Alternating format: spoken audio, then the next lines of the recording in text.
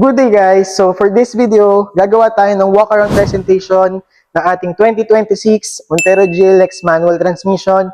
And watch the full video kasi sa end ng video na to, sasabihin ko sa inyo kung magkano na nga lang ba ang cash price nito at kung ano naman ang promo natin kapag nag-avail ka through car loan financing dito sa Mitsubishi Jose Abad Santos. Kaya guys, tara, samahan nyo ako mag-walk around presentation sa ating 2026 Montero GLX manual. Start tayo sa ating engine. Alam nyo ba na ang Montero GLX manual ay may 2.4 liter, 4-in-line, 16-valve diesel engine with may VEC technology. At ang may VEC technology guys, so very perfect yan. Nagbibigay yan sa atin ng more power, less emission, at fuel efficiency. Dito tayo sa ating front bumper. So kung makikita ninyo guys, napaka-stylish pa rin at bruskong-brusko ang datingan ng ating Montero. So first of all, very present pa rin ng ating Mitsubishi exclusive na dynamic shield design. Meron tayong napaka-stylish na front grille. Meron din tayong Mitsubishi emblem or logo. Tapos guys, kung mapapansin nyo, dito sa ating front grille, naka-honeycomb design tayo dito na medyo malalaki yung gap. Ibig sabihin guys, for better exhaust intake and outtake yan. Tapos meron din tayo dito very stylish na front diffuser. Tapos sa ating mga headlamps unit, combination ng projector and halogen headlamps tayo dito. Meron kang halogen na park light, halogen na fog lamp, at halogen na turn signal light. Tapos guys, kung mapapansin nyo, dito sa ating Montero, medyo mataas na siya. Yung ground clearance nito guys, meron tayong 218mm na ground clearance. Tapos, since nasa side profile na rin lang tayo, isa-isahin na natin. Sa wheel size naman natin guys, dito, meron tayo ditong 265/60 radial 18 tires na merong 18 inches na silver alloy wheels. Tapos, yung suspension natin sa front guys, meron tayo ditong double wishbone with coil spring and stabilizer bar. Sa likod naman, meron tayong coil spring with stabilizer bar. Tapos, yung both na front and rear brakes, meron tayo dyang ventilated disc brakes. Meron na rin tayong chrome keyed side mirror with turning signals. Tapos, keyless entry na rin tayo dito, guys. Yun, guys. Dito naman tayo sa likod ng ating Montero Sport. Sa rear. So, kita nyo naman, guys, very elegant. Meron tayong chrome na trunk lid with reverse camera na yan. Tapos, meron tayong mga 4-eyed sensors dito for your safety. Meron din tayong mga defogger dyan.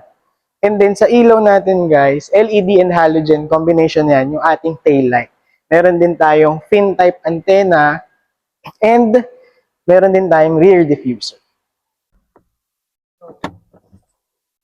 Hi guys, so dito naman tayo sa interior features ng ating 2026 Montero Sport. So dito tayo sa side panel muna guys. Meron tayo ditong konting touch of leather na may mga fabric din, tsaka soft cushioning din tayo dito. Tapos, mga controls natin para sa mga door locks tsaka windows.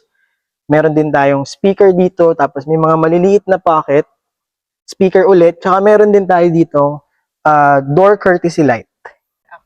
Dito tayo sa ating head unit, sa dashboard natin. So, napakaraming mga binago dito. Start tayo, meron tayong mga aircon vents dito. May control tayo sa ating side mirror. Tapos yung ating meter cluster guys, kung mapapansin nyo, combination to ng analog and digital display. Tapos yung ating steering wheel, very stylish din. Naka 3-spoke leather wrap. May audio controls dito. Meron din tayong buttons for your calls. May voice command. Tapos may cruise control din. Tapos yung material na ginamit sa ating dashboard, high-grade plastic din do. Pero napaka-stylish pa rin. Touchscreen na infotainment system. With Android Auto and Apple CarPlay na yan, traditional na aircon system, meron tayong mga aircon vents magkabilang side. Of course, meron kang 6-speed manual transmission, conventional na handbrake, tapos mga cup holders, dalawa, armrest na may center console box. So, pwede ka pa maglagay ng mga gamit dyan, guys. Meron din tayong magkabila mga vanity mirrors dito. And, ang iyong glove box. For your mga documents mo, pwede ka maglagay dyan. And on the other side of the panel, guys, yung pinto natin dyan. So, same lang naman.